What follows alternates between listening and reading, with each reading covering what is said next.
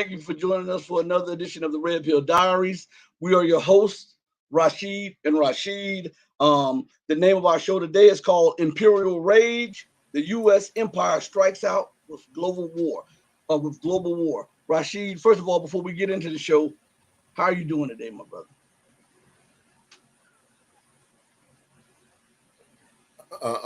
I'm doing all right. They just kicked me off. We was in about a minute of the show, and it just kicked me off. I had to refresh. So hopefully, it ain't the beginning of something coming to this show. Yeah. Well, you know how we always have to fight to get on the air just to give the show. Mostly no other shows have to do this to just to get a word out. Also, we would like to thank all of you all for pushing us over 2,000 subscribers after all the time of YouTube nibbling at our subscriber base. And even after we reached 2,000 subscribers, we were at almost 2,400. YouTube took us back down to 2.29, but now we're back over 2,300 again. So we like to thank you all for sticking with us, because we know that they unsubscribe us and stuff like that. But again, let's go into the show today. I want to start off by reading an article from the Global Times. So if everyone's listening, I just want you to have patience with us. And we're broadcasting on the Red Pill Diaries, the Red Pill Journals, and Rumble. But it seems like we may be having a little technical difficulty broadcasting on Rumble. I see an alert up there, so it may be a problem, but we'll check that out after the show.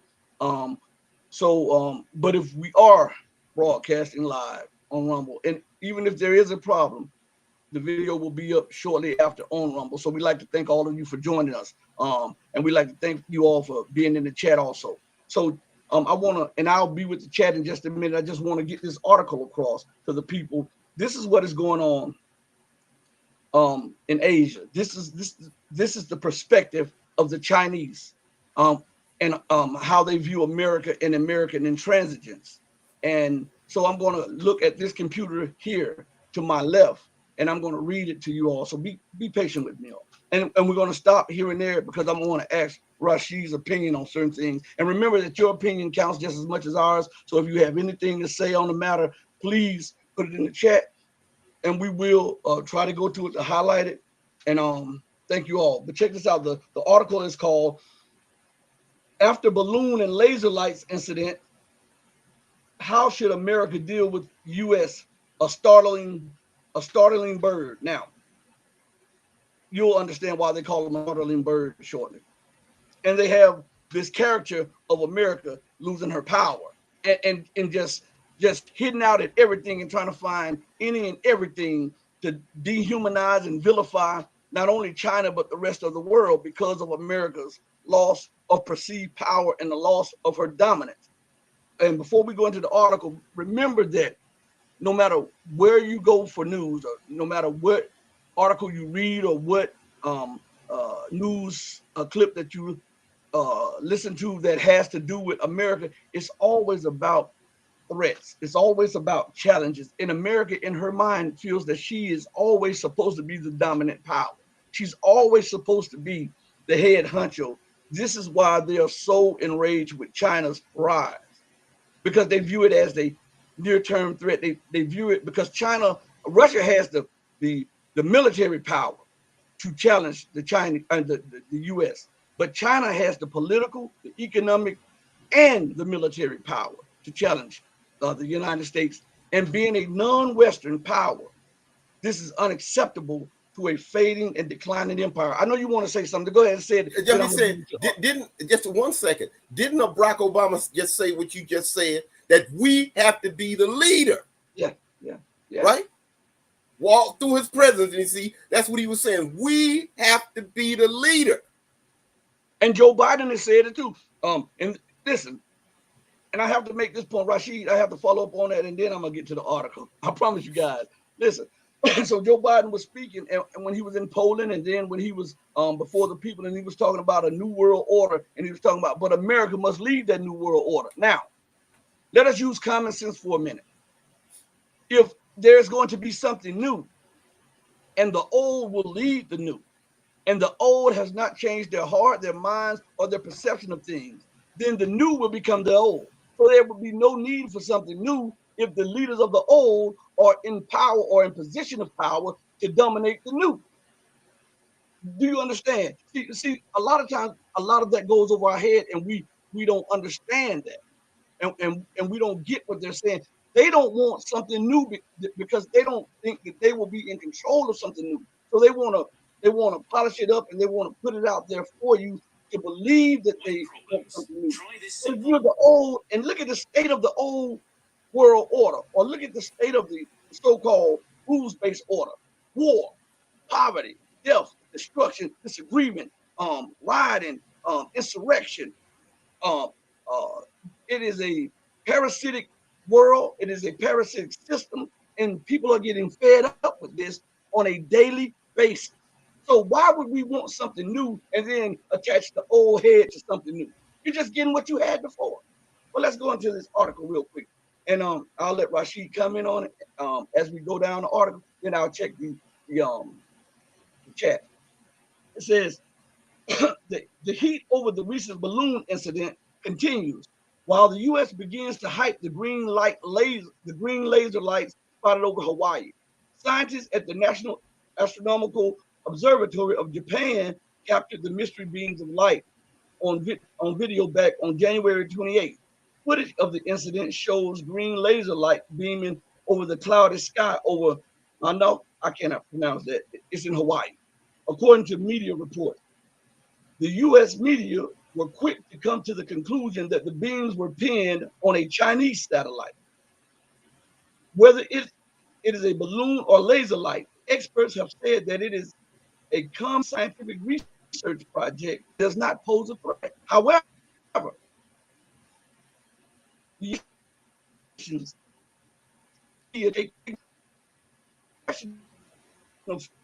field, the U.S. was these incidents in a calm manner. Nonetheless, there is no such a word as calm in the U.S. dictionary. The incidents turned out to be a farce and are being exploited by some Americans in their hysterical crusades against China. Now, we're going to stop right there for a minute, and I'm going to let Rashid engage in that part of the discussion in this article in just a second. But this article goes to the heart of what is China supposed to do when America keeps provoking it. This is pretty much what this article is talking about. And it's talking about how the United States is no longer confident in her power and in her position. And so she's lashing out at any perceived rising power or near peer power. Rashid, what have you to say on this? And while you're doing that, I'm going to go to the chat. It's like somebody that's an emperor that's fallen. He sees threats everywhere. Even a little guy, servant that come in to serve him something, that guy's a threat. Everybody, threat. That's exactly what's happening with the empire. The empire sees threats everywhere. She's losing, like we said before. Nobody that is riding on a horse wants to, of the horse of leadership will want to take second fiddle. It's just not in their lexicon to sit up here and allow someone else to ride. You just can't see it. It's beyond me. This is what happened with Russia. When the Soviet Union fell, he considered the Soviet Union as defeated. So you are subservient to mine. And I don't care about Russia talking about my security. Well, you ain't got no security. I didn't won, so your security means nothing to me. Nobody's security means nothing to me. I'm king, and everybody else is my subject. Yeah. And now the rest of the people have got together around the world and seeing that his empire is built upon clay. It's slipping down. It's falling in the quicksand. And this is what it is. He's mad that everybody else, the emperor has no clothes. That's exactly what it is. The emperor has no clothes and he's upset. And what did he say? He is willing to go to thermonuclear war to keep himself on that horse of leadership. That shows you what kind of a people you're dealing with.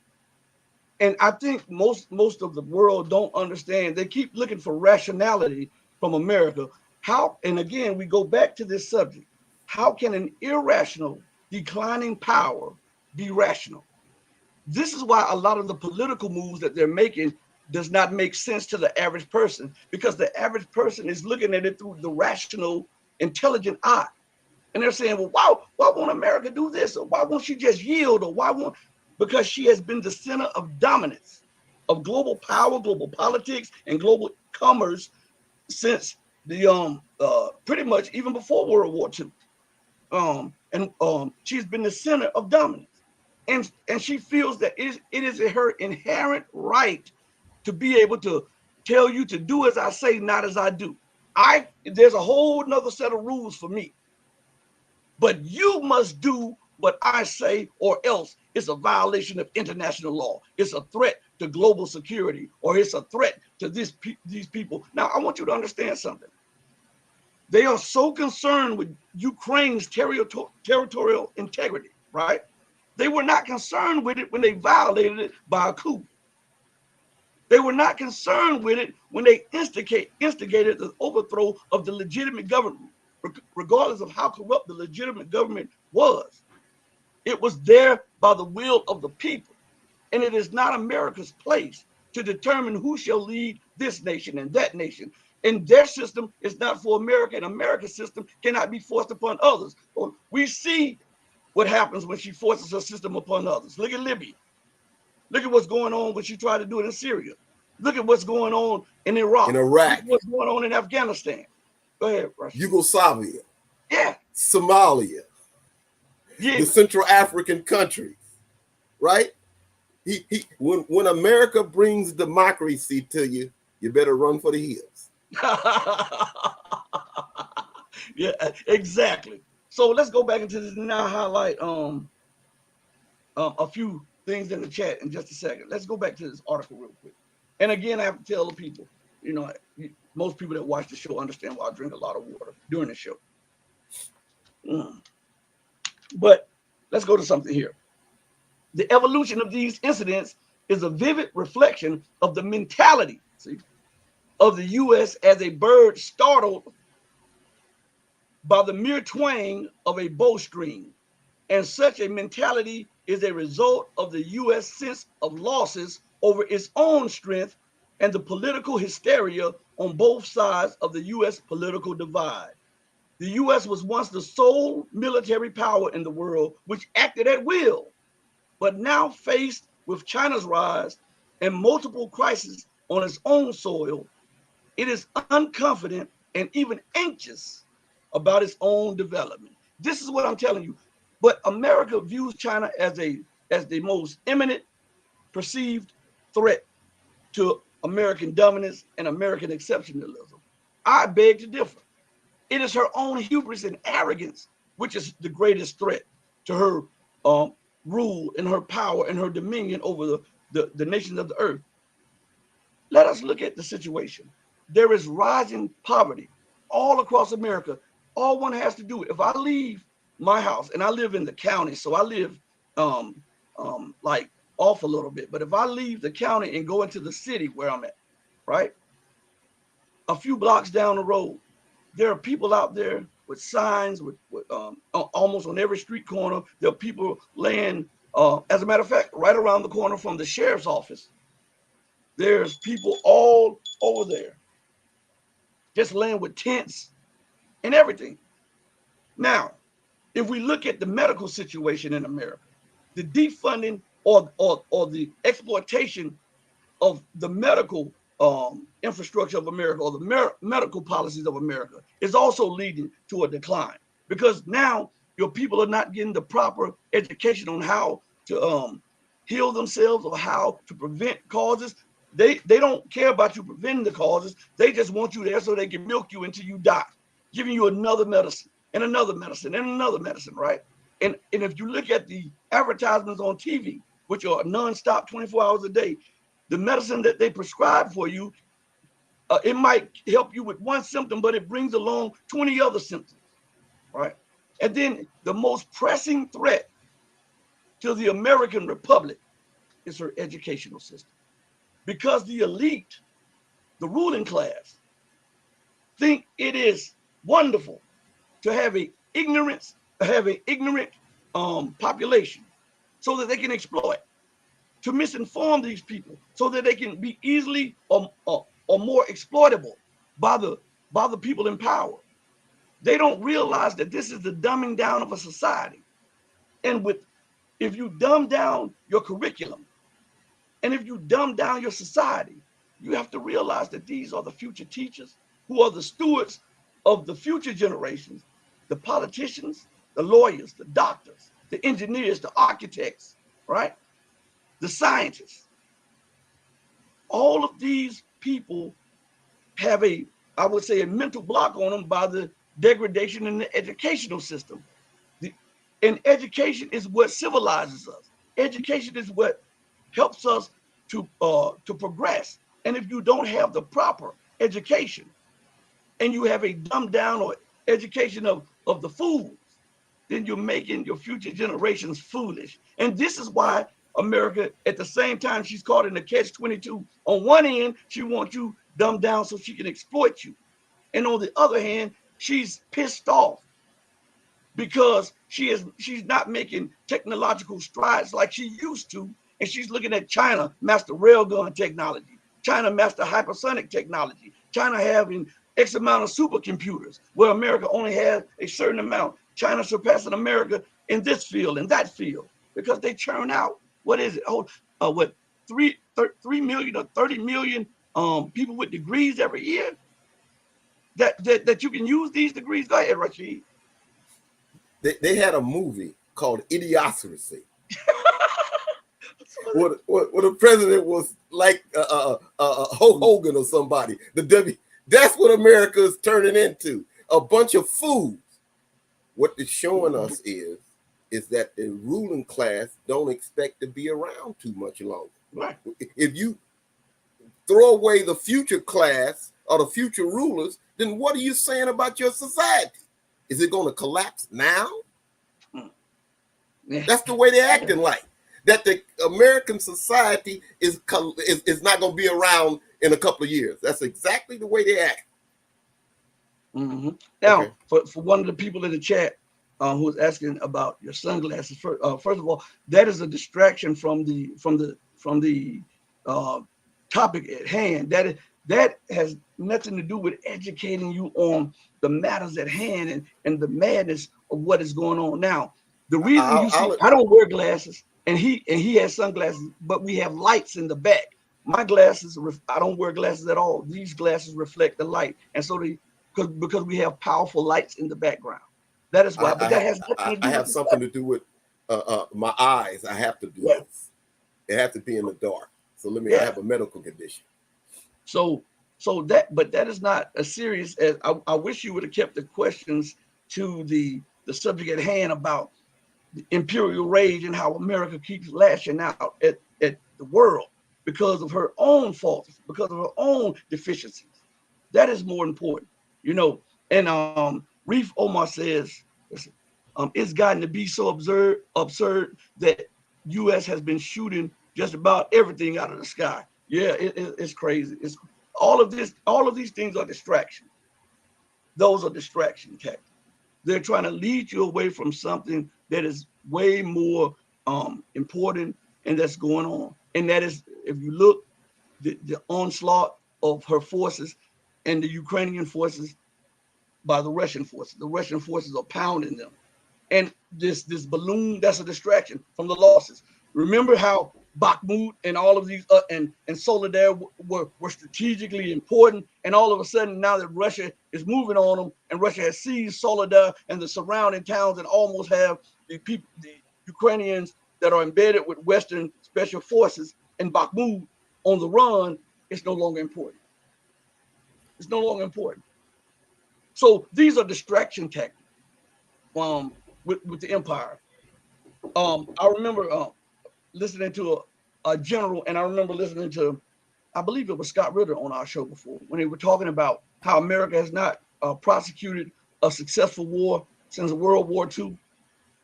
And think about this. She's using blood and treasure to try to turn Ukraine into a fortified fortress against her Slavic brother, Russia. Do you think now the Monroe Doctrine? Look this up. The Monroe Doctrine that the United States put into place would not allow for any outside power out of the Western Hemisphere to set up military bases in the Western Hemisphere. She said this was my backyard, right? And any thought of doing that could bring about a military response. Well, why is it that she thinks so much of her kingdom, the Western Hemisphere, but she ignores China's national interest and she ignores Russia's national interest? Isn't this that exceptional nation that we talked about? Isn't it that hubris and that arrogance? Oh, hold up. I can have a sphere of influence, but Russia is not entitled to a sphere of influence, even though the nations that Russia is trying to influence are former Soviet nations that rotate and revolve around Russia's economic clout. America wants her hand in there, and that's not enough. China's not able to have a sphere of influence. So now I'm going to pressure the Philippines to open up those bases. And then I'm going to make much ado about nothing. And then I'm going to continue occupying over 70% of the island of Okinawa. In Japan. I'm going to continue to put military bases in Japan and South Korea decades after the end of World War II. Decades after the Korean War. Do you see the madness in these people? I'm exceptional. It's right for me to do this because of national security. Well, what is your national security on the border with of North Korea? What kind of security threat? North Korea is not selling warships off the coast of California or off the coast of the East Coast. Go ahead, Rashid. Who gave you the right to do that? Right. Where did you get the right to run around and dictate to everybody around the world what they? Oh, because you got a bigger gun than everybody else. Huh? Might makes right, huh? See, that's the mindset that he has. If I'm not ruling, I'll kill everybody. Now you got these little trolls running around here who want to stop the truth from coming, but the truth stands on its own. Like you said, China not over here in Mexico stirring up trouble over here. China not over here in Canada telling the Chinese to get a gun to go kill somebody in New York. Russia not doing that. Is Russia over here in Venezuela and American so-called infant pumping up a bunch of military equipment to them, right? You can go in America, in their country, and then send them all of the weapons that you want, but they can't send a slingshot to their friends. Yeah, because I'm exceptional. In the mind, again, it is very important that you understand this mind state, because if you don't grasp the mind state of those people who are running America, you will never understand the total picture globally. You think about this. America says that I'm going to sell weapons to this nation and I'm going to do this, but then she'll pass a Countering America's Enemies Act to sanction nations who choose to buy weapons from China, or to choose to buy weapons from Iran, or who chooses to buy weapons from Russia. This is what this is to steal. It's not fair competition. It is to threaten these nations and to steal their business from these people, and also to put them in a weakened position, because as you can see, Western weapons are really inferior to those that are being put into play by the Eastern Bloc. But these laws are not just about America's enemies. These are more about economic domination also. And they use the military for this endeavor, for total economic domination. Why do you think that, if you look, Iraq was a major buyer of Russian weapons. Libya was a buyer of Russian weapons, right? Yugoslavia was a buyer of Russian weapons. Syria was a buyer of Russian weapons. Yemen was a buyer of Iranian weapons, right? If you look at all of these Russian areas, weapons. Yeah, and Russian weapons. And if you look at all of these strategic areas and all these nations, that have now fallen under the gun of the American empire. What America is doing is not only bombing these people and overthrowing their government, but she's also moving the government to tilt towards the West so that she can dominate economically. And remember, once she gets you into this trap, because her military weapon sales is a trap, because once she gets her military weapons into your country, she has control over them. And then once you rely on them, she can tell you, I'm not going to upgrade them. If you don't do well, look at what she's doing to her own ally, Turkey. She can give Israel F-35s, right? But she won't sell F-16 to her NATO ally, Turkey.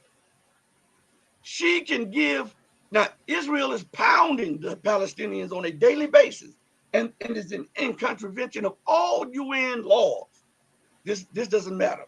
Israel's security must be secured. What about the Palestinians' security? They don't have a right to be secured. They don't have a right to live. So, and then when you look at the situation, Israel is violating Syria's territorial borders, her airspace, and everything. But this is not an affront to international law. It's an affront to international law if Syria strikes Israel.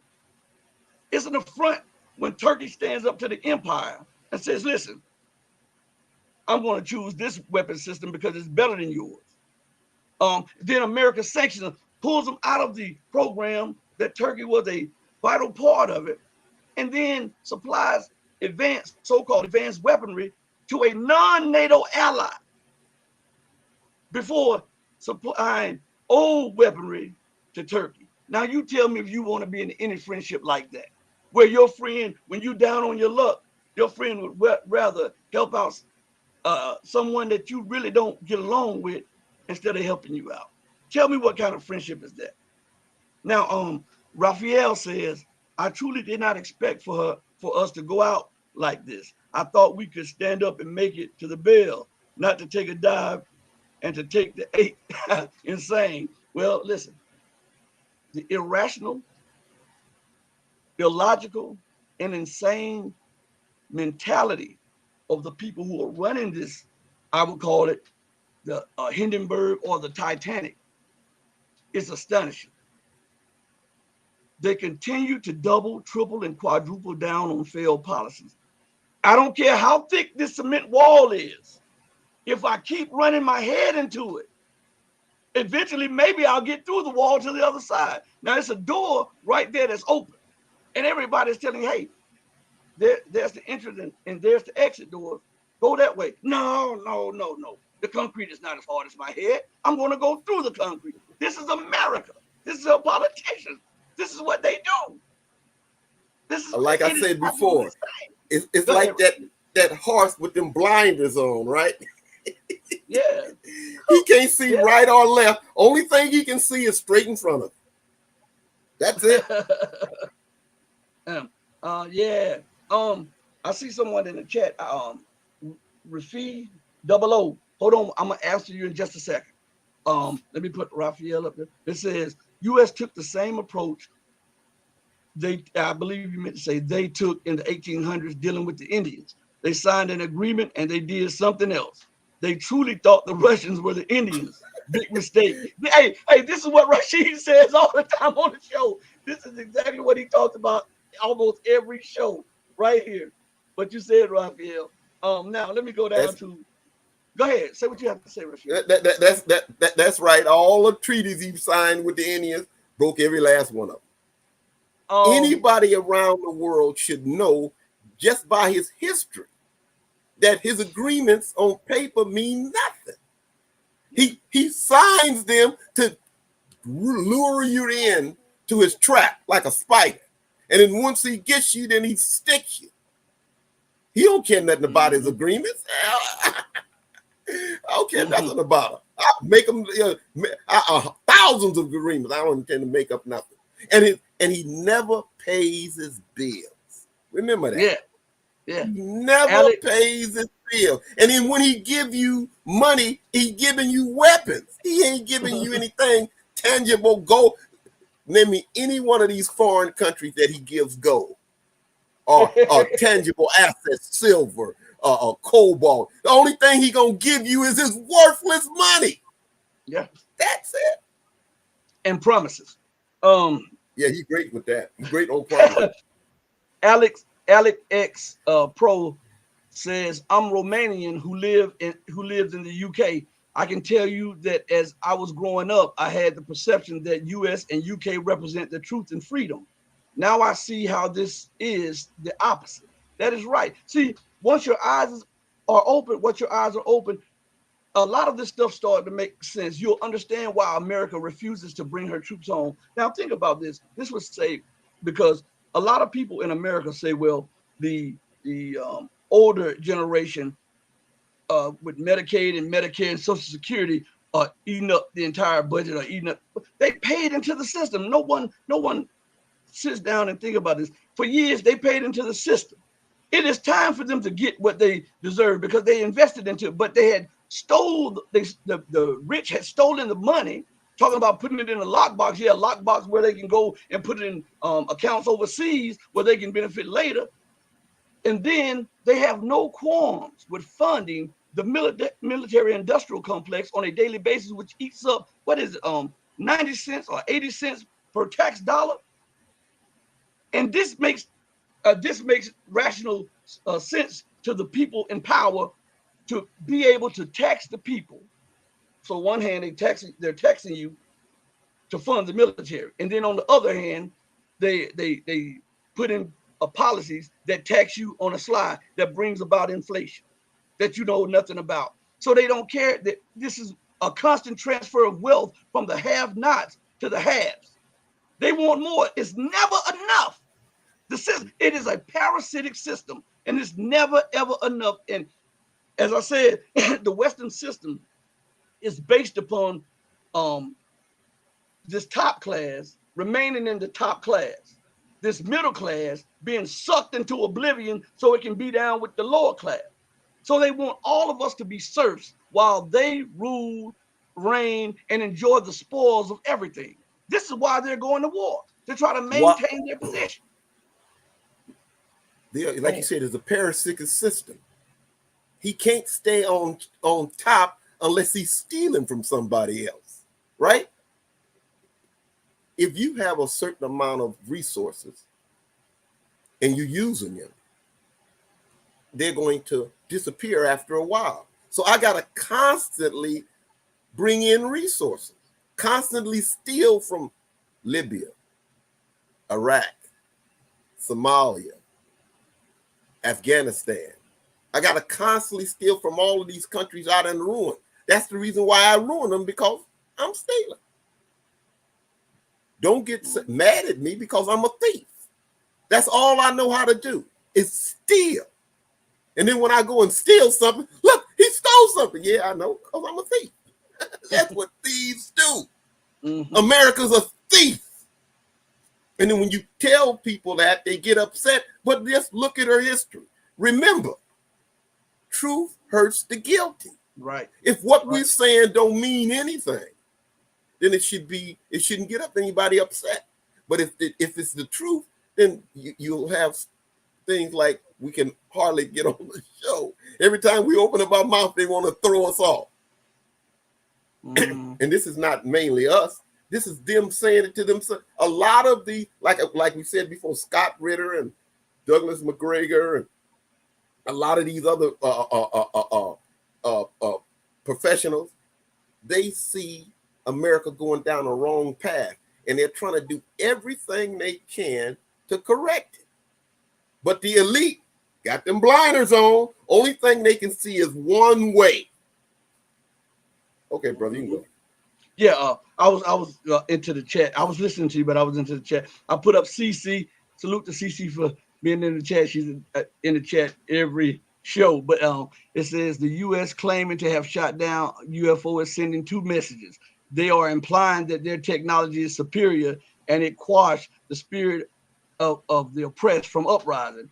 If the oppressed feel, I think it was another part that was left out. But let's say Millie or whatever, the Joint Chiefs of Staff said that they didn't even shoot it down on the first try. They missed the first time. Now there were Russian military people that said that the F-22 has a ceiling of 55,000 feet, and they had to wait for that, whatever that was, to drop down, because the weapons on the F-22, the most advanced and most expensive warplane in the history of this world, could not shoot that plane down, and I mean shoot that object down until it came down tens of thousands of feet.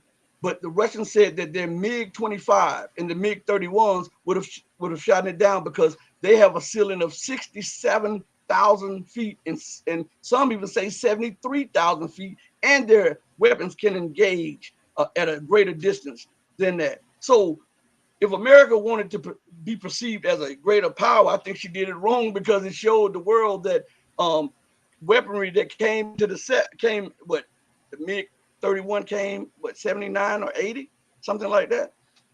A Russian MiG 31 has more height, air ceiling, than the trillion plus trillion dollar F-22, and has weapons and sensors that can engage it at a further distance. So to me, that slapped America's plans right in the face. Go ahead, Rashid. Russia, once again, there's no $500,000 lug nuts in the Russian military system. No $10 million toilet seats, right? No $5 million screws. The American system, industrial is made on stealing from the public. And then they put out this junk, and you can't buy that. Yeah, I got my money. My money is fat. In China, if you do something like that, they'll take you in the back and put a bullet in your head, robbing the military process for the government. No one else has places where people can outright bribe people to get junk made and then put out junk. They ain't concerned about that. This is the reason why Russia's stuff works, because she ain't got a bunch of crooks in there stealing from the backside of it. When Russia puts out something, it has to work. When America puts out something, whether it works or not, I got paid. Yeah. That's the difference between the East and the West. I'm sorry if I'm chopping up your name, Mobilario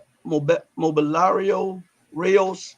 On that question of religion that you asked, I want to answer you, but I can't answer you on YouTube, because they already told us that if we do that they would suspend the channel. We can't answer you on that. We can't even go deep into that, because YouTube has already told us that they would not only suspend us, but would delete the channel. So we can't engage in that part right there. Okay. So I just want to let you know that I saw your comments. I'm not ignoring you, but that's just something that I'm not prepared to do. They've already given us a strike after we did the Scott Ritter show.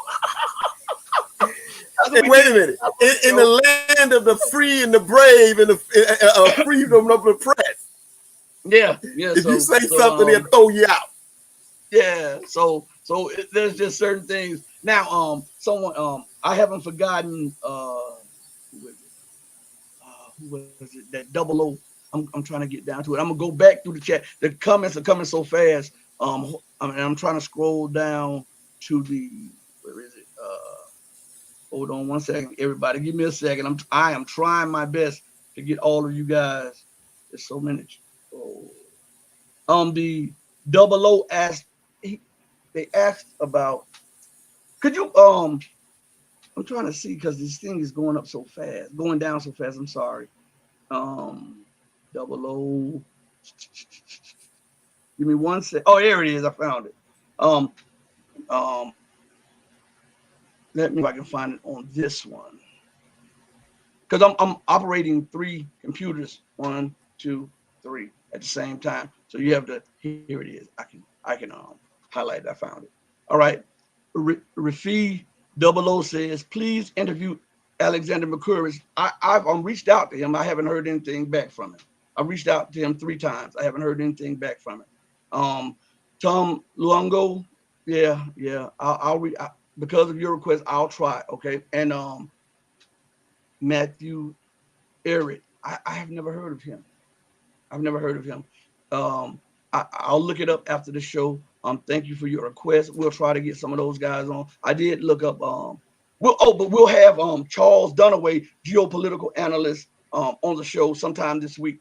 Um, I just gotta find a day to get him on. He's raring to go, and we're gonna have him on the show. Okay, so you be watching for that. Now, let's go down. It says, what guarantees if Russia was the, I think you meant to spell superior nation, it would not take its influence and try to divide America? Well, right now, okay, let's put this up here. Let's highlight this. What he meant guarantees. I understand what he was. Sometimes you have typos.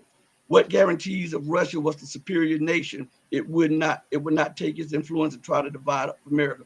Well, right now, we see that as a superpower, Russia did not push against America the way America is pushing against Russia. We see that America I'm not saying that she wouldn't do certain things. I'm saying that America takes everything and she amplifies it. You know, if this president doesn't agree with her, or if this nation has a different culture and it does not mesh with the American empire, they'll go in there and they'll work 10 years. They'll pretend like they're giving aid out, or they want to set up a learning program or something like that. And what they're doing, they go into these societies and find the people who are dissatisfied, or who are left out of the prosperity of the nation. And then they feed money and training to these people, and they have a plan for 5, 10, 20 years down the line to come back and overthrow that system and that government. I'm not saying that Russia wouldn't do it. I don't know. But I'm saying that we know what America is doing because she has a track record. We know that her track record says this is what she will do. We don't know if Russia will do it because we don't have that track record. But we can look, when you go to court in the Western Hemisphere, if you have been accused of a crime, or if you are going to become a witness in a court case, they go through your record. And so this person has a tendency to do this, and this. Even if they're lies, they continue to keep that track record so that they can base their opinions on that track record. Well, we are going to base opinions on the track record that we have, not hypotheticals on that situation. We have a track record of America's involvement in the overthrow of nations, the illegal occupation of nations. We don't have to look back 100 years. We don't even have to look back 60 years. We can look at it today, and she's still waging war after war after war. She's still lying. She's still bombing nations. She ignores the sovereign right of the Yemeni people. Those people are suffering over there because of America's and Britain and the Israeli occupation over the strategic areas of Yemen, stealing the gas and the oil and setting up military bases on one of their strategic islands over there. Nobody talks about that. What about the Syrian? Well, America said, matter of fact, let's go to something. Since we're on this, we'll see about this track record, okay? Let's go to something. Okay, now let's see how America really is.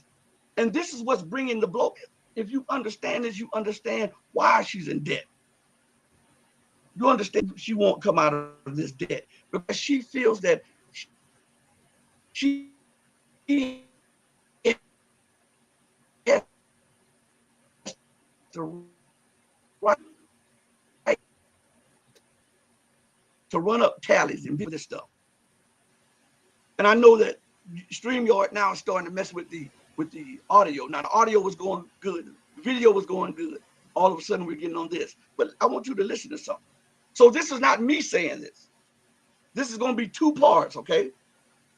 We're going to look at America's track record and see if she is really that indispensable nation that is talking about human rights, freedom, justice, and equality. We're going to see about that, okay? So I want you to listen to this, okay? Now, we've heard from Turkey, from that young woman, Ilya. Let's hear how the situation is in Syria, where Richard Medhurst, a great friend of the show, writer and broadcaster, political analyst, and the latest speaker announced at the No to NATO, No to War rally in central London on February 25th, joins us now. Richard, thanks for doing this. We George. could talk about Turkey if we have time, but the situation in Syria is really extremely dire because of the sanctions. What sanctions are these? Who put them on? And why should anyone obey them? Hi, George. Thanks for having me on. And the simple truth is that these sanctions were put in place by the United States and the European Union.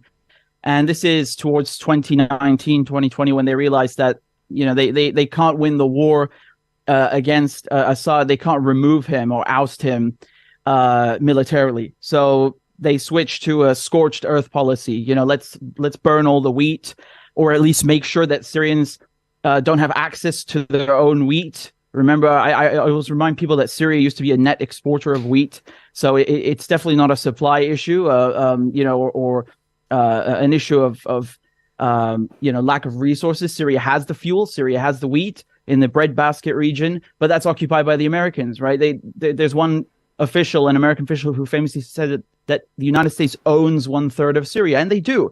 And so, they prevent people from having fuel and wheat, and then at the same time, they make sure that Syria is choked off and isolated from the whole planet. And I mean, even during the earthquake, right now, in the midst of this disaster, they refuse to lift the sanctions. And what they do is they say that, well, the sanctions have a humanitarian exemption, and they say this about all countries, right? So the ones that have been targeted with this Cuba, imitation of a Cuban embargo, which is still imposed on Cuba. They've done it to Venezuela. They've done it to Syria. And so they say there's an exemption for humanitarian relief.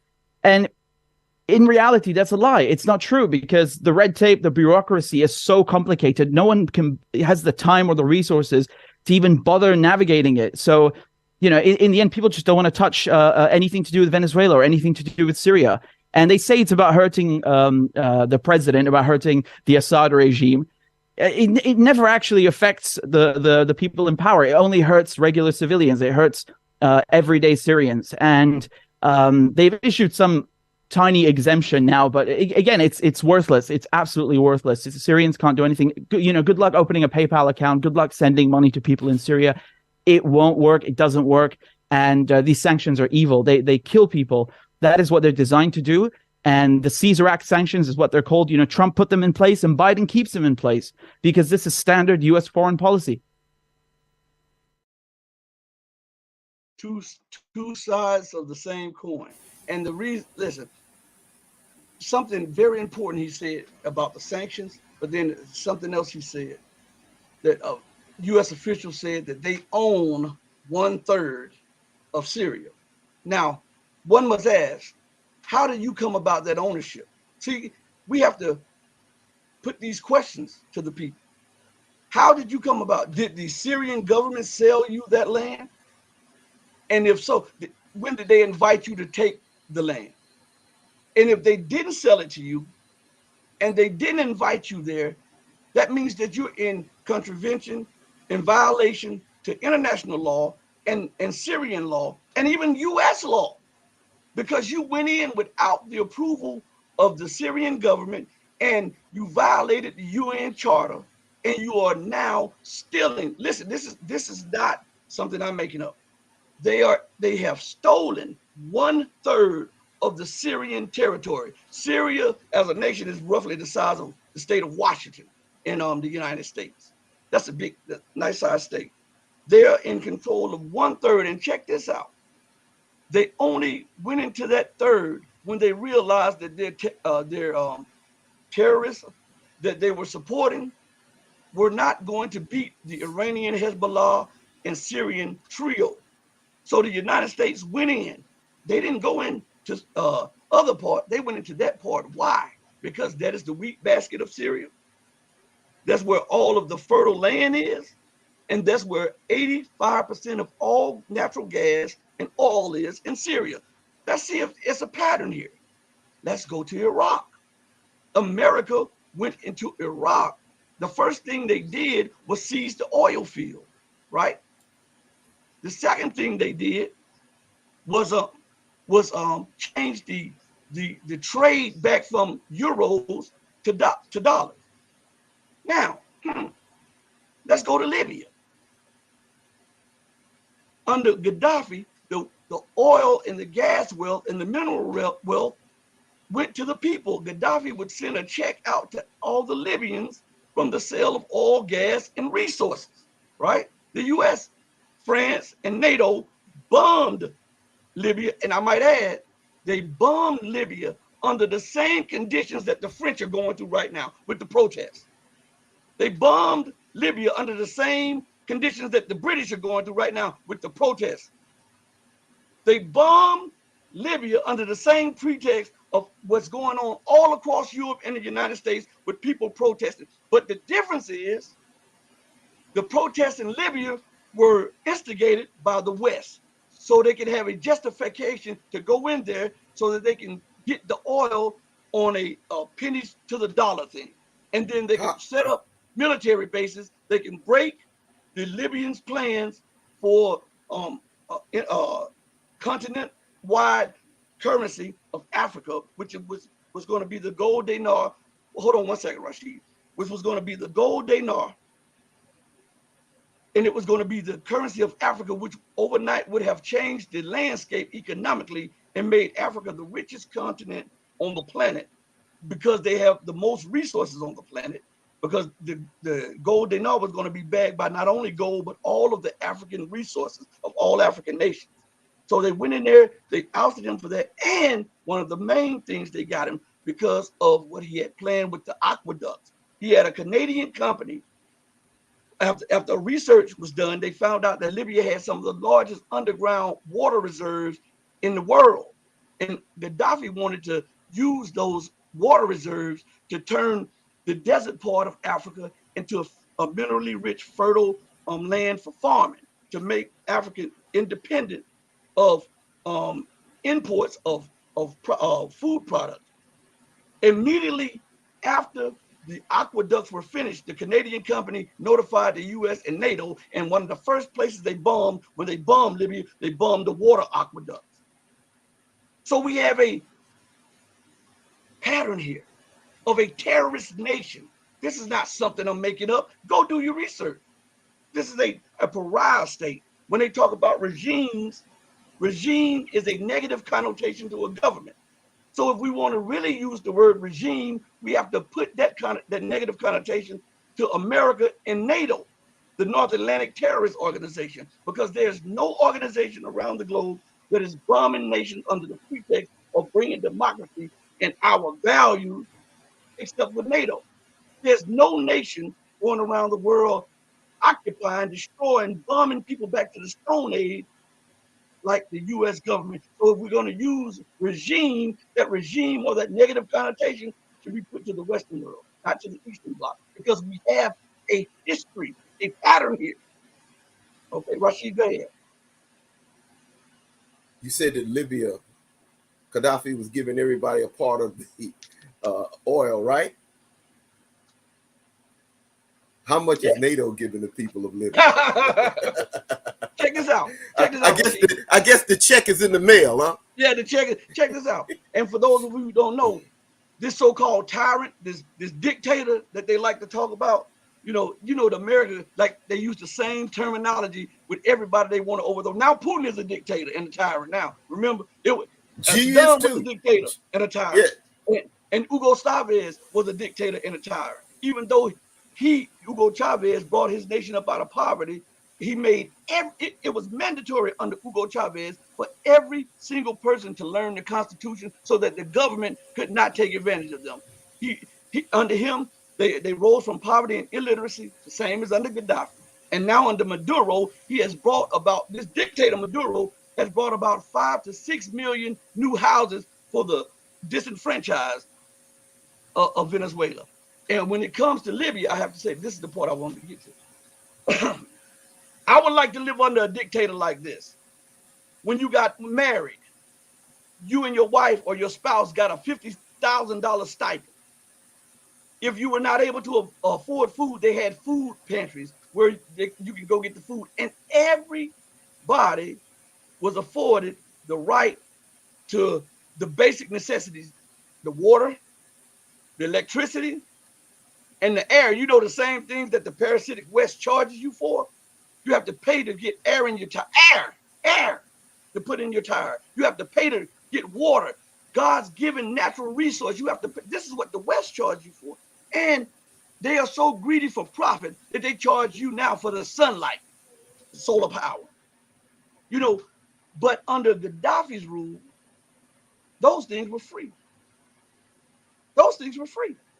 So I would rather live under the tyrant than the so-called democratic West, because the democratic West has proven itself to be parasitic, to be arrogant, disrespectful, and to disregard the sanctity of life and the pursuit of happiness. Go ahead, Rashid. I was watching that deal on Hugo Chavez when they tried to overthrow him. Yeah. And then he was going around the countryside, and he was talking to the people, and then he said that the people came out to save me. They saved me. And one woman came to him and hugged him and said, before you, we were invisible to these people. And if anything happened to you, we'll be invisible again.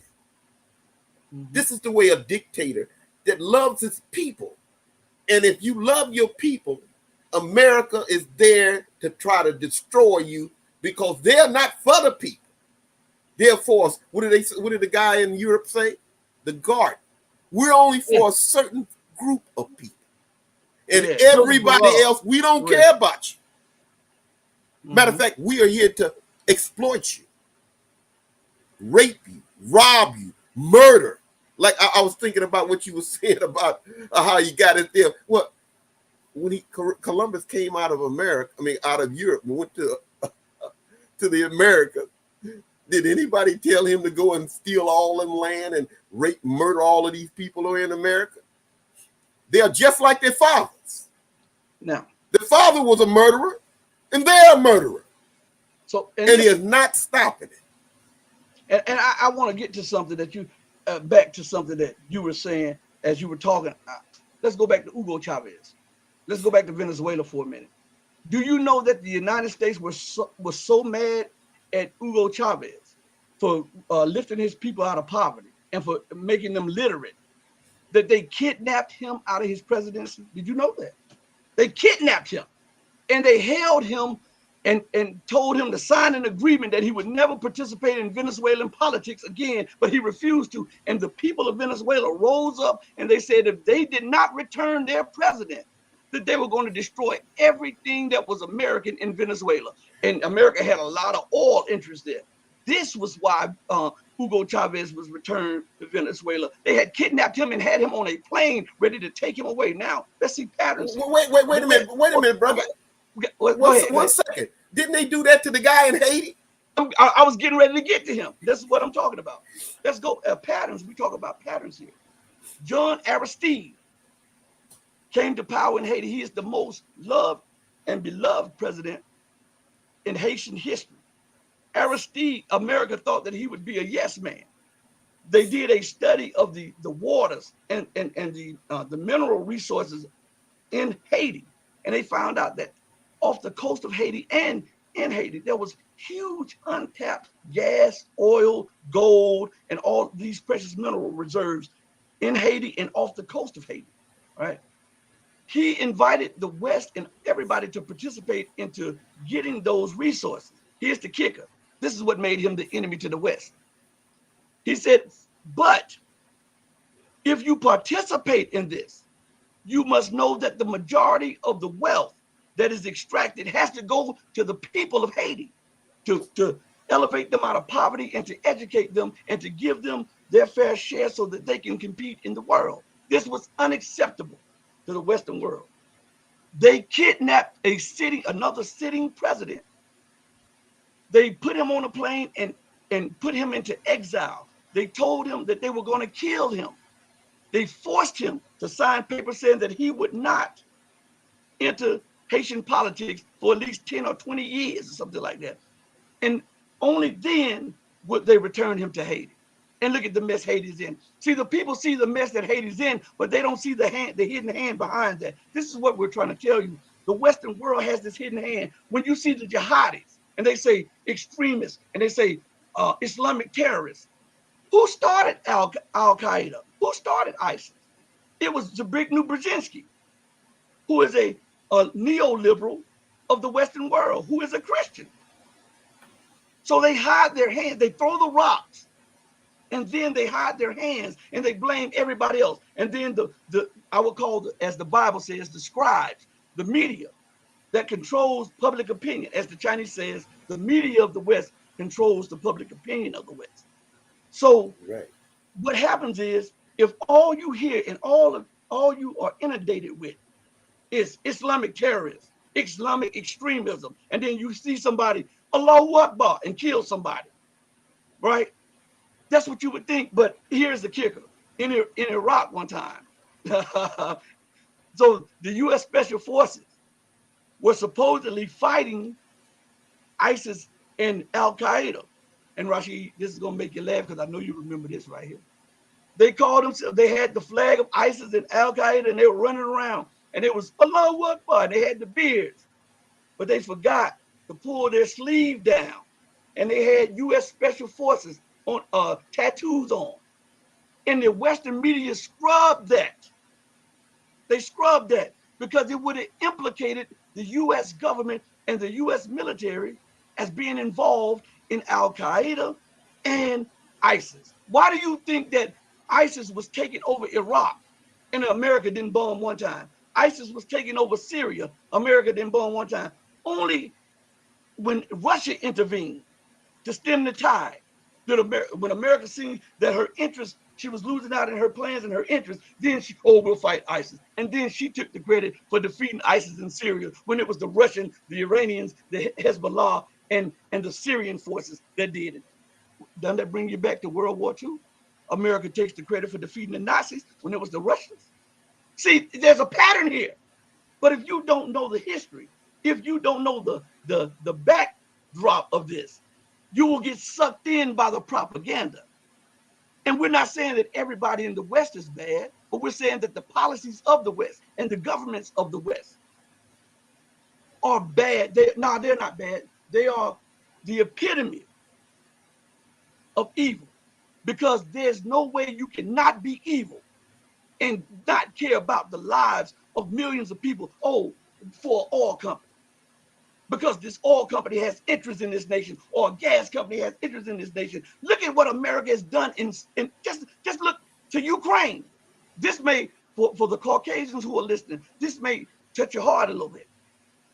Just look to Ukraine. Look at what America and the West are doing about Caucasians, much less black, brown, red, and yellow people around the world. Look in Ukraine and how tens of thousands, hundreds of thousands of people are being slaughtered because America feels the need, Britain feels the need to go in there to turn Ukraine into an immovable military base against Russia, because they have plans and designs on total world domination at all costs. And they don't care about the massive loss of lives, the destruction to the civilization. This is evil as hell. There's no way you can tell me that these people are not evil when lives are being lost by the tens of thousands.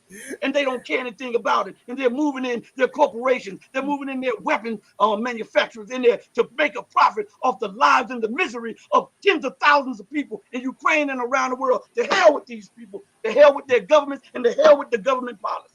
Go ahead, Rashid. Doesn't Jesus talk about people that do stuff like that? Yeah. Yeah. Yeah. Doesn't he talk about people that claim to be of him, but not of it? Look at the leader of the empire. He go to church every Sunday, right? But his policy is doing all this evil, right? But yet still he claiming to be a follower of Jesus. Now, as we said before, would Jesus bomb Iraq? Would Jesus bomb Libya? Would Jesus bomb Afghanistan? Would Jesus bomb Yugoslavia? Would Jesus bomb Ukraine? Would Jesus go and overthrow the government of Ukraine? Mm. Would he? Now, Jesus wouldn't do none of the things that they claim that to be following him with. No, as you said before, they're pure evil. And only somebody with no head on his shoulders could not see this. As we said, we say often, the truth hurts the guilty. Right. Now, if you get mad at what we say, then evidently you're guilty. Because all we're doing is taking what his words and putting them out. He claimed to be of Jesus, but is he doing with the works of Jesus? I wanna go to show you that, and what we like to do on this show, we don't just like to tell you stuff, we like to show you. And then we like for you to understand exactly what we're trying to convey. So we go into the definition of words so that there can be no mistake of meaning or shades or purposes of what we're trying to convey to the people. Okay. The word evil, according to the dictionary, the Google's dictionary, it is an adjective. Profoundly immoral and wicked. Stop right there before we go any further into the definition of evil. You're telling me to accomplish a goal that is not really even in your national interest, so that you can hold the barrel of a gun to Russia's head, that you are willing to displace and kill hundreds of thousands of people, to destroy a society and to siphon off its wealth and partition a nation just to accomplish a wicked goal or thought or scheme of yours? Isn't that the epitome of evil? Let's listen to that again. Profoundly immoral and wicked. Wicked, bad, wrong, morally wrong, wrongful, immoral, sinful, wickedness, badness, wrongdoing, and sin. If the policies of the West does not add up to what the meaning of evil is, you tell me what does. The definition in and of itself shows you that the West are a civilization that is immoral, irrational, and unhinged. And now that they see rising powers that will no longer follow their dictates, it has enraged them. And so the empire is lashing out. I'm going to, Rashid, before you chime in, I'm going to highlight maybe two more comments. I'm going to highlight more comments, but right at this moment, I'm going to highlight two comments before we go to the second clip that I wanted to play. So we'll go to this comment. It says, love what you say, true to your words, power to trace, power to people. God bless you all. Brother love, your brother from New Zealand. Love from New Zealand. Thank you, New Zealand. Thank you. We're going to get the truth out. We're not going to sugarcoat it. We're not going to skate around it. We're going to do things that other people are hesitantly doing or who hesitate and won't really go into it. Because it's time. See, sometimes, as I said before on one of the shows, if you have a person that you love, or say, for instance, you have a person that you know, a family member or a friend, that is on the wrong path or involved in doing drugs or selling drugs or robbing or doing all this stuff. If they continue on that line, if you have any thoughts of awakening them to the consequences of what they're doing, you go and you confront them and you show them their reality to their face, because sometimes they are so out there that they don't even realize that they're out there.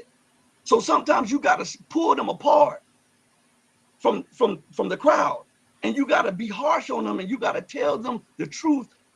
And sometimes you got to be rough when you tell it to them, because they don't understand the playing around and stuff. You have to be direct and forceful to them for them to see their own actions. And so that's what we're doing. We're showing you the consequences of the actions of the West, and we're showing you the morality, the mentality, and the desires of those people in power in the West. They are insane. These people are bloodsuckers. They're immoral. You think something? See, this gets me. You think about Nuland, Victoria Nuland. You think about her husband, Kagan. You think about all of these think tanks that they're connected to. And then you think about all of these military papers that they've authored. You think about Paul Wolfowitz and Donald Rumsfeld. You think about Brzezinski, and you think about what's his name, the Secretary of State. What is his name now? The U.S. Secretary of State, Blinken. Blinken. And then you think about the former CIA director who became the Secretary of State. You think about the mind state of these people to, after waging wars, enriching corporations, causing the death of thousands, tens of thousands, hundreds of thousands, and millions of people for profit. You think about them implementing policies that are unjust, immoral, and unsound. And yet they get on the TV and smile with their suit and tie on, thinking that everything is hunky-dory, because in the eyes of the people who don't know, they believe that those people are in the right. But in reality, these people are sociopaths. These people are psychopaths.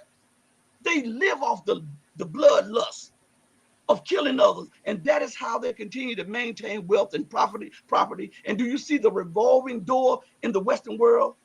When you come from the military, you go into the politics. When you go from that, you go to the corporations, vice versa. And they continue to do this revolving door, enriching, while people around the world are hurting, dying, and being slaughtered on a massive scale. And they get on TV. You know, when we enacted such and such policy, we did this and we did that, and we tried to do this. And in reality, they are slaughtering people, and their policies have linger over effect. That's not just affected by when they were in office. As you heard on the other one, the policy follows them as they leave office. And you see when Trump implemented the policy in Syria, Joe Biden, he reinforced that policy in Syria. This is what I'm telling you, two sides of the same coin. These people are sociopaths, megalomaniacs, and they are psychotic. And you cannot rationalize with these people because they don't care about the drop of blood that is shed, so long as they make a profit at your expense. What do you call them? And it's not their family. Parasites, bloodsuckers, Nosferatu. What about that Secretary of State, Madeleine Albright? Oh, yeah. Say? 500,000 children have been killed. And do you think this is right? Yeah. It was worse. And the first thing that somebody should have said is that this woman is an immoral, like you said, Nosferatu, a vampire. That's what somebody should have said. Once you take human life, it can never be gotten again. I don't care what it is. Once the life has been gone, you can never replace it with another. Well, that life is gone forever. And these people can kill hundreds of millions of people. Just like sitting around eating lunch or breakfast. They don't care nothing about that. Care nothing about anybody. Same thing with the Hillary Clinton. When she was talking about killing Gaddafi. We came, we saw, he killed.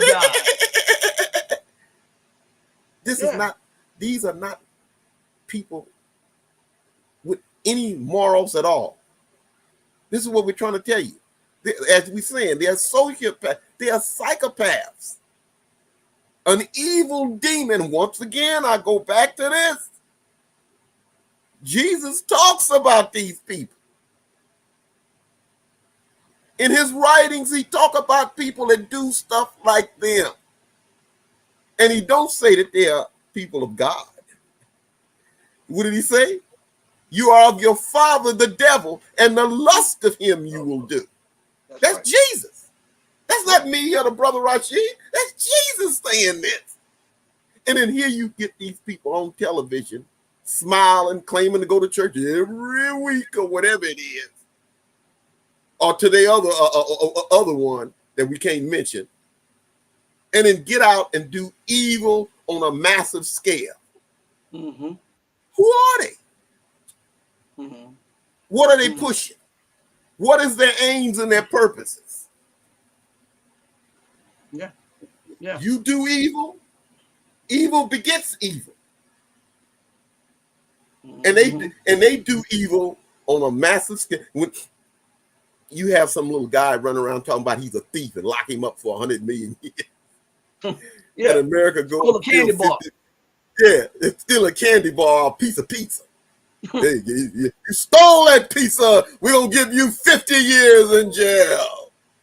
And America go and steal a country. I just stole 50 million people. They're going to be working for me for nothing. What should their crime? What should their crime be? What should the punishment be for doing such evil? Yeah. And think about this. And you hear, because we watch these little shows on television from time to time, about how someone was killed, and they'll say there's no justification for murder. And then you have a government that's all they do is murder and lie. So if judgment or justice is set for that individual, what do you think is going to be about for a system or a nation or a combination of nations that continue to prey on people who are defenseless or prey on people who they deem that may rival them one day? Oh man, this goes to my heart, because the loss of life, we say this on our show all the time. Time is the most valuable commodity ever, because once it's used up, you can never get it again. This goes directly to what we're talking about with life. You're telling me that the lives of tens of millions of people are not equated to the tens of millions and the billions of dollars that you're making in profit, when those dollars will soon lose value? Now look, you can print up you some more dollars even if they don't have no value, but you can't print up those lives that were lost to get those dollars. And this is what we're telling you, the immorality of these people. And all of them, if you look at the ones who are pushing this war against Russia, and the ones who have been belligerent against Russia, all of them have their origins over there in that area. They have family members that they have descended from in America that came from over there, and they have a innate hatred for Russia, and they are willing to run America and the Western world into the ground to try to balkanize Russia, or to try to prevent Russia from becoming a viable power. If this is not lunacy and madness to the highest degree, you tell me what is. Because once again, didn't Jesus say you got to forgive? And then you got to say this: turn the other cheek. When does America ever turn the other cheek on anybody? Yeah. Now listen, before I highlight something else, I'm getting ready to play the second clip, because this is a very important clip. This clip right here is about 4 minutes. I want you to pay close, because this is part 2 of the first clip that I played, and it goes along with the sanctions and stuff. So pay close attention to this, okay? So we've got a situation where Syria has a government. It's the recognized government at the United Nations. It is secure in power. The princes and kings of the Gulf are now coming and going back to Damascus, just like the old days. Right. I think the Crown Prince of the UAE is there for the 3rd time this weekend.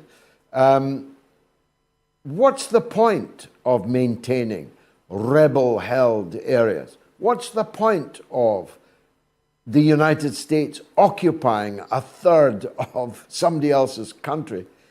And why is nobody doing anything about it, even talking about it? Are you going to deal with any of that in your speech in London on the 25th?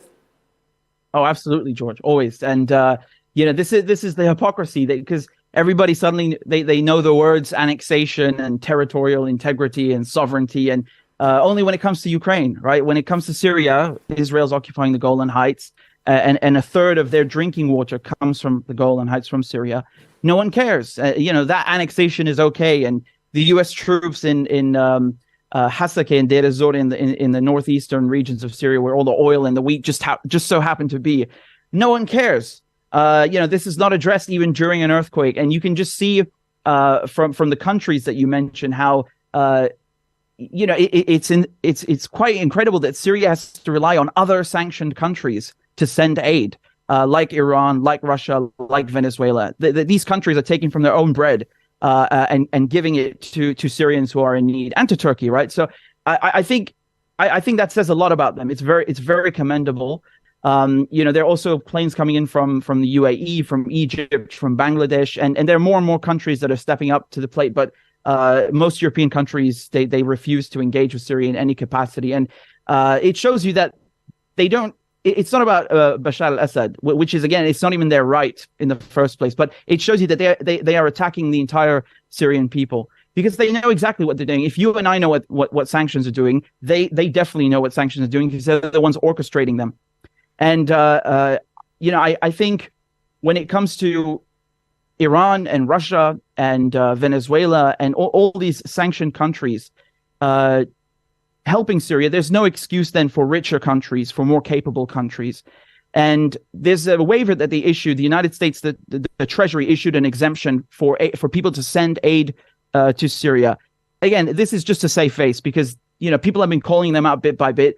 But generally speaking, in the media, it's complete silence. I even saw, I'm sure you saw this as well in the Washington Post. Somebody was saying, "Don't lift sanctions on Syria, even despite the earthquake. Just keep them there." And I think to my shock, it was a Syrian who wrote this, a Syrian American. I mean, how can you hate your own countrymen to that point? It's really something that beggars belief. And I just want to say also, when it comes to these rebel-held areas, if HTS, who claim to be the representatives of the Syrian people, they don't start taking care of the actual Syrian people and letting in these supplies, I think they're going to have a problem on their hands, because people are going to start to wake up and see that it's just a sham, all of this so-called government that they've set up, where they don't even use Syrian money. They use Turkish money, by the way.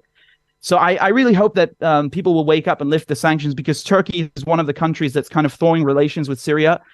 So hopefully that leads to more interaction with the government in Damascus and actually helping people inside Syria. Because even if no one had been hurt in the earthquake, the sanctions are killing people and they're hurting people, and it has to stop. We've heard that. Now, I want to go back to something that I was saying about the kidnapping of Hugo Chavez and the kidnapping of the standing president in Haiti, John Aristide, because I left off an important part of that, and then we're going to go further. I talked about how he wanted to use the wealth that Haiti has in its waters and in its lands to enrich and empower the Haitian people. Also, he demanded the Western world, I'm talking about the NATO alliance, to stop using Haiti as the drug transit. Most people don't know that. This is how Haiti is the stop-off point, the drop-off point for the heroin that comes from Afghanistan that the United States was pumping into the Western world. It's also the drop-off point where the CIA and all of them take cocaine from the West and drop off in the East. So Aristide was firmly against using Haiti for that. And this was unacceptable in the circles of power in the Western world, because they get their cut and they make their money so they can do black budget deals and black budget operations and stuff, so that they can keep the empire going, or the so-called rule-based order going at all costs.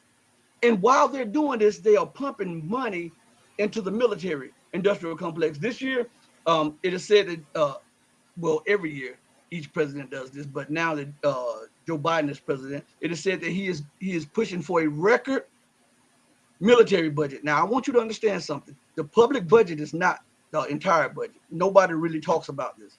When they talk about $700 or $800 billion, that is just what they want you to see. They have what they call supplemental spending. They have emergency spending. They have off budget, or what they call black budget spending. All of that is a part of money that they give to the military industrial complex, and it adds up to over $1 trillion plus, okay? To wage war, to maintain bases, to overthrow governments, to destabilize nations, all of that while at home. This is what America is suffering right 65% of Americans are just on the edge. They don't have $500 to $1,000 in the worst emergency. They get sick and they don't have health insurance, and they got socked with a huge bill. Their kid gets sick and they can't afford a doctor. These are just everyday things that happen, which push people over the edge.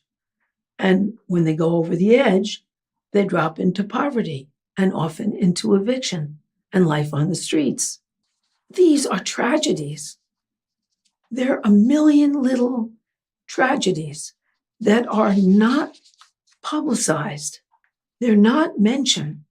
This is the mass of American people who are collateral damage in our system.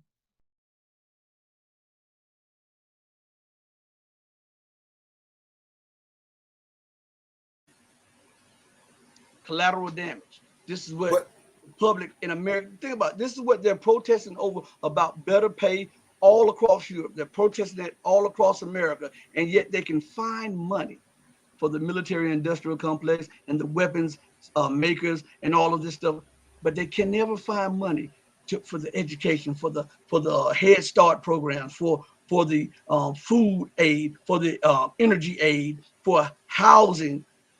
You are so compassionate, yet you are not compassionate for the people here within your own borders. This goes for America. This goes for Europe, England, and the rest of Europe. There's an old saying that charity starts at home, then it spreads abroad. But yet you continue to fund wars abroad while misery continues to spread at home. The insanity and the lunacy of their policies. Go ahead, Rashi.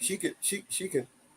Didn't she find $60 billion for Ukraine? Just like that. 100 billion. Yeah. But somebody needs a replacement, a transfer, a medical procedure. We ain't got no money for that. Well, I ain't got no house. We ain't got no money for that. But for war, we always have money for that. And what did the guy say on the last show that we played the clip? There's 65,000 bridges and roads that are in need of immediate repair, not just repair, but immediate repair within America herself. There are hundreds of thousands of bridges and roads around America that must have repair and have them soon. America does not even have a what they call a speed, those fast trains or whatever. High-speed trains. High-speed trains, and all of these other Asian nations are getting these things. Do you see? She's letting her, as she tries to defend everywhere else, she's collapsing at home. And there's an old saying we like to say: "He who defends everything defends nothing and leaves himself exposed at home."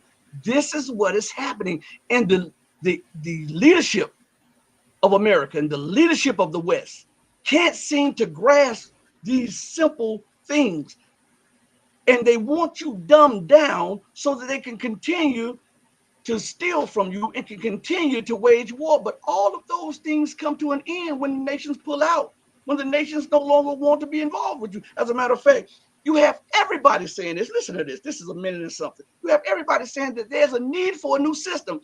Well, I say this: if the rules-based order that America and Britain and the Western world like to talk about so much is the be-all to everything, then why are so many nations, so many people, the majority of nations and the majority of people are longing and screaming for something new? Let's listen to what it's saying. Well, the bilateral agreements now between Russia and China, Russia and Iran, Russia and many other countries sound the death knell for the primacy of the dollar in international trade. Again, the economists advising Biden don't seem to be any brighter than the ones advising him.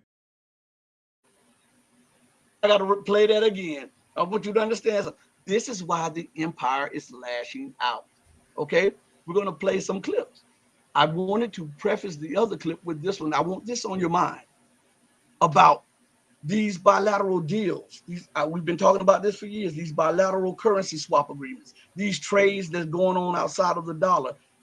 See, America is helping. She's the, I call the Bizarro Samson. Bizarro is the anti-Superman, and America is the anti-Samson, but she continues to do what Samson did. Samson was willing to die blind to the reality of the future so that he could extract revenge and retribution on the people who blinded him. This is what America is doing. She continues to pull down stone after stone after stone of the pillar of her financial and political architecture because she's mad that other nations are rising. And sooner or later, she's going to pull out one stone and the whole thing is going to collapse down on her. but she's willing to do that. That's why she's threatening to take the nations to war, because she sees her power as being fleeting. Listen to this, and then we're gonna go to this about the new system. Then we're gonna come back to this about the dollar. Okay. China is the world's largest industrial economy, in my view, and Iran, which has been under sanctions, but still China treats Iran as an equal. And this is very, very important today. On the global dimension, as your guest said, that we have a unilateral system which has doomed humanity to failure. It has doomed itself economically, socially, and culturally to failure. And there's need for a new system in the world where nations are treated equally, but also can cooperate for mutual benefit, as the Chinese say, a community of a shared future for all mankind, where you have a new system. I mean, there's a fact that the economic power in the world has shifted to the east, with China at its core. And the going east is no longer a matter of taste, it's a necessity for many nations. But this does not mean that we should have a new Cold War or a new split world, but that the West should learn the lessons of the past 30 years of wars and interventions and destruction, and how China has managed through the Belt and Road Initiative, through this friendly relationship with other nations, to build a completely new system. And before I play the next clip, I have to say this. You know, the American media, the Western press, and the Western governments are sometimes, the overreach can be so blatant that I don't understand how people don't pick up on it. They talk about China colonizing Africa. First of all, who are you to even say something about that? Because we know that Joseph Borrell said that the resources in Africa belong to Europe. That's what he said. We know that America and European nations colonized Africa. So how in the hell are you in a position to talk about what China is doing? Now, when we look at Russia, we see that Russia is moving outside of the dollar. We see that China is moving outside of the dollar. We see Iran is moving outside of the dollar. We see that these nations are building up a system outside of the dollar. And it's thanks to the sanctions. Remember when I told you that America and the Western world are the bizarro Superman? And the bizarro Samson? Because remember, Samson was willing to tear the pillars down and have it all come crashing down on him because he wanted to exact revenge. Well, America is doing the same thing, and the sanctions are pushing the nations together, and they should have been doing this, though. Rashid and I was saying this years ago. Why won't the nations just say, you know what, forget the dollar. Let's do this. We don't need this in trade. We were saying this before it just became fashionable. We were saying this years ago. But again, they are doing it now in America. She sees her power waning, and I'm going to play the clip again. I want you to pay close attention to what they talk about the dollar, because this is one of the main things that is enraging the empire. And we know that Britain, some of you in the UK who are watching may say, I don't understand why my government is involved, because these two they're one and the same. The United States and Britain cannot be looked at as separate issues. They are one and the same. They're brothers or they're sisters in Siamese twins. Yeah, and that's why you have the New York Stock Exchange tied to the London Stock Exchange. That's why you have the New York Gold Exchange tied to the London Gold Exchange. That's why you have the pound, the British pound sterling, tied to the US dollar. And that's why you have the euro tied to the US dollar. They are all one and the same, and you cannot look at them as separate entities. And that is why they are so willing to go against the will of their people, so and to engage in war and provocations with the United States. It's because economically and militarily and politically, they are tied to the hip, shoulder, and neck. So, but I want you to listen to what they're saying about the world moving away from that dollar.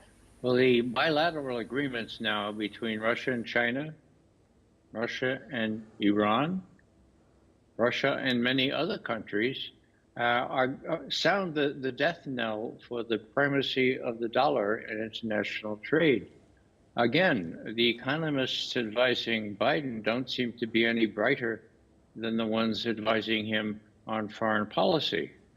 So that's the big change. I would say that China has to be emphasized here because there has been a tectonic change in what the Russians used to call the world correlation of forces, and that is that we have Russia and China now in a virtual alliance which has no upper end. Read military alliance if it comes to that. That's a marked change. And mark my words that if there's a dust up, if there's a armed conflict in Europe involving Russia and the West, you can expect lots of trouble, armed trouble in the South China or the East China Sea or maybe even the Taiwan Straits. That's what the U.S. policymakers, bright as they pretend to be, have gotten the U.S. into, and it's a no-win situation. You just don't go two against one, and the one is the United States now, and it's got the short end of this isosceles triangle. Well, check this out. Let's look at something.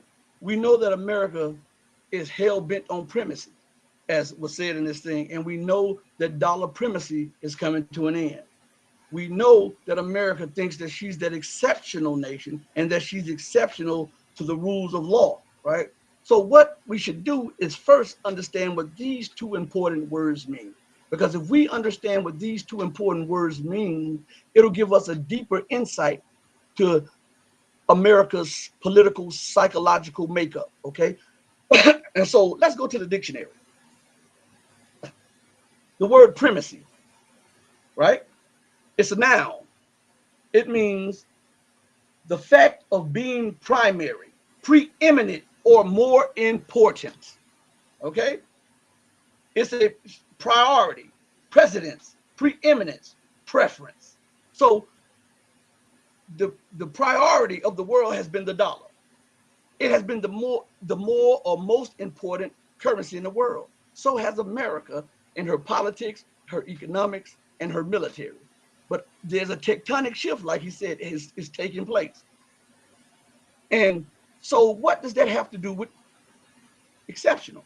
Because she's that exceptional nation. The word exceptional is an adjective. It means unusual, not typical, uncommon, abnormal, atypical, extraordinary. So now we see where the primacy and extraordinary and exceptionalism meet head and head, and they complement each other. But what we're not understanding is that these are signs of hubris. America and the West have been inebriated on the power that they once exercised, the influence that they once exercised, the military clout and the economic clout that they once was able to bring to bear on the globe. But now nation after nation that has been alienated by America and Western policies and has been ostracized by the US political elite are now teaming up together to form a system outside of Western interference and Western dominance, which brings America closer and closer to the inflection point. And will they sit back and say, let me repent. Let me go and talk to the nations that I have wronged? No, they won't do it. Even right now, she won't admit to the wrong that she's done in Ukraine. She won't admit to the wrong that she's doing in Syria. She won't admit to the wrong that she's doing in Venezuela. After all of these sanctions, trying to overthrow the government of Venezuela, trying to kill him through a drone assassination, they go back with their head tucked between their tail, begging Venezuela for more oil output. The insanity of these people, and while America sanctioned all of the nations from buying Russian oil, America became the biggest buyer of Russian gas and oil. The insanity of this stuff, and no one wants to talk about this. So, Rashid, I know you have something to say. I'll let you say something, then we'll go to this clip that brings most of this to a head. Well, it shows you that as we said before, that these people are insane. What people don't understand or can't conceive is once everyone else gets out of the dollar collapses. That means that all that you have in your wallet and in your bank account is gone. Without America, what happens to a parasite? What happens when the host dies? It dies, right? If I cannot suck nobody's blood, then I'm gonna die. Because I can't And then the sustain my own loss. life. That's right. The lofty purchase of all of this bright lights that's running around in America, and McDonald's and Gucci and all of these fine cars and stuff, it gone. And then you become like Somalia. You become like Ukraine. You become like the people of Syria. You start starving. The other people around the world stop sending you goods. What's going to happen if you can't go down to the local Walmart and buy anything? Target, May companies. What's going to happen when you can't go to Kroger's and get no food? This is what we're trying to show you that's coming to America with her policy. She's head set on either I rule or everybody else die. And the rest of the people are not going to take it no more. They're fed up. Why should I send you shiploads of goods that I'm going to never get paid for? Does that make any sense?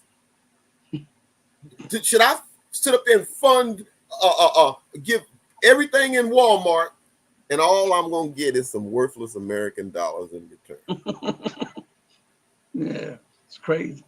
And what the Bible says for people that like to quote the Bible, as thou hast done, so shall it be done unto thee. America believes that she is the exceptional nation that is an exception to even God's laws and God's rules. This cannot continue in perpetuity. You cannot continue to go around the world dictating to others, robbing others, holding the barrel of a gun to people's heads, saying, if you don't submit to my policies, if you don't ignore the will of your people for my interests, then I'm gonna kill you. This cannot go on in perpetuity. So we don't look at these things like this, but this is the way you should look at. The book says, the Bible also says, come, let us reason together. To reason, you have to use the faculties that God gave you. And you have to employ them in a way that takes information here, and put it together, and then you weigh them and come to a sound decision. This is how you reason. But no one is reasoning with the illogical, irrational former global hegemon. Listen, also Liam Pendragon says Britain is run by the Corporation of London, and its city is called Westminster City. Real British royalty have been usurped, and you can see this if you look at the standard with chained unicorn. Okay, I don't know what that last part is. Let's go to No Way Out. Greetings from Mahina, French Polynesia. Greetings, woo, French Polynesia. Greetings. And give a shout out to everybody there for us, and all of the people from around the world, New Zealand, Australia, the different countries in Africa, the people that are viewing us in Europe, the people that are viewing us in Russia, China, and the Caribbeans and South and Central America. Thank you all. We really appreciate you giving us time, because as we often say, time is the most valuable commodity, and we hope that we're giving you the value in return. So listen, also No Way Out says, you guys are right. The U.S. is the biggest terrorist state on this earth. It costs billions to the U.S. citizens and harms the U.S. population. All right, but the people in power don't care about that. They are addicted to power. They are addicted to being the top of the food chain. They want to rule, and they are inebriated or drunk on what they used to do, and the power and influence that they used to be able to exert on other people. And they are willing. They are so, like if you have a person that is an alcoholic, and I think they call it a stage 5 alcoholic. I might be wrong. They will do just what a crackhead would do. They will do any and everything, even to rob their own family, children, mother, father, spouse, to get that next drink or that next hit. The crackhead does. They don't care they think about the repercussions and the consequences down the line when it's too late. They don't think about them when they're enacting the irrational, unsound policies. All they can think about is, I need that fix. I need that drink. I need that. So they don't think about the alienation of the people closest to them and how it's going to hurt them. They only think about that when they have been boxed in, no way to turn, nowhere to get out. You understand? And this is what the American political elite class and the military industrial complex are about. They're doing the exact same thing. But again, this is what was said about the elite class and why they're lashing out against the people in America with these draconian laws and turning the U.S. police forces into military forces to prepare as if they're going to war on the streets. You know, armored vehicles, weapons that they use on the battlefield, transferred to the police departments around America. And then we look at the situation around the globe and how America is militarizing every nation that she goes into, whether they invite her or not. This is why these things are taking place. I want you to listen to this. Because it turns out there's good reason for the United States and its employer class to be worried about losing its dominant hegemonic position in the world economy, becoming merely a bloc among other blocs, from a unipolar to a multipolar global system, to use the language of the specialists who write about this. And what always happens when empires begin to decline, and that's really what we're talking about, the decline of what became the American empire. When that decline happens, a scramble begins in most empires. Those at the top, the rich, do not want to lose all of the wealth, all of the privileges that went with being the upper class of the global empire. And because they are the upper class, they have the wealth and they have the political power to shift the burden of adjusting to no longer being the empire you once were, push that off onto other people. Hold on to your wealth by really sticking it to the mass of other people. We've been doing that for 40 years in this country, but it's come to a head now, and it is being recognized for what it is. The last 40 years have been a mammoth redistribution of wealth from the bottom and the middle to the top 10% of our people and the top 1% above all. All statistical studies show this. There is no basic dispute about this beyond those who can't see what is too difficult to digest. And I want to underscore that this redistribution has now reached its limits. It went on through revising the tax code in the 80s and 90s. It went on by moving good, high-paying jobs overseas, by using computers, robots, artificial intelligence to replace well-paid jobs here with machines. It worked by bringing in cheap labor into the United States. Capital uses all those mechanisms to improve its profitability. But it has been going on too long. There seems to be no end in sight. And that's because it's a declining empire that is the problem, not this or that detail.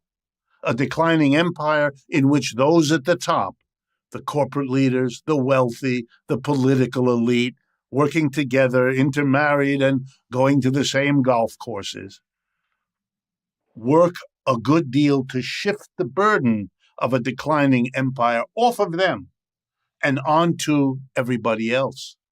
So in the last 20 years, we've had to resort to more extreme ways of really sticking it to the mass of people. Here's where inflation comes in. The inflation we're talking about raises prices. That's what employers get when they sell something. Much faster than wages. That's what the employers pay the workers.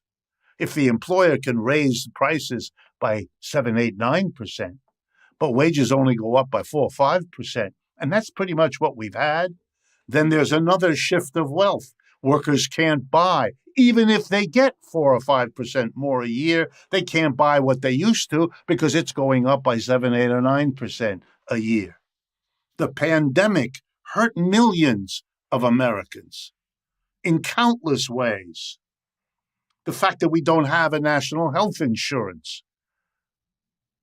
I mean, rising interest rates is another whack against low and middle income people. They can't afford to pay the rising interest rates on their credit card balances, on their car payments, on their mortgage payments, on their kids' college loans. They can't, and it's hurting them. College enrollments are down. People can't afford it. These are all ways of shifting the burden of a declining empire on the mass of your people. And I wouldn't even be talking about this so much were it not for the fact that this is happening at a time when the American labor movement is waking up from decades of feeling there's nothing they could do about this, focusing elsewhere, doing extra hours of work, taking a second job, working an extra shift, all the ways people cope, making the elderly go back to work, making women who worked in the home take a second job outside the home. All of these things since the 1970s have had their effect. They've made life more difficult for the mass of people in order that those at the top can have even more, can hold on, can be in a position of pretending to themselves, as they do every day, that the declining empire isn't declining.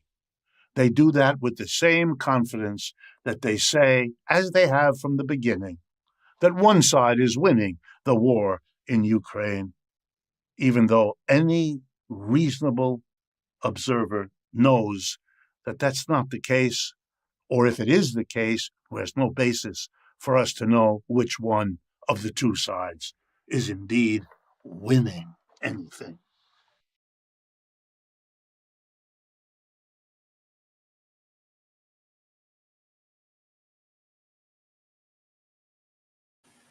About to close out, but before we close out, let me read 2 more comments, and then I just want to bring a point home, and then we'll close out.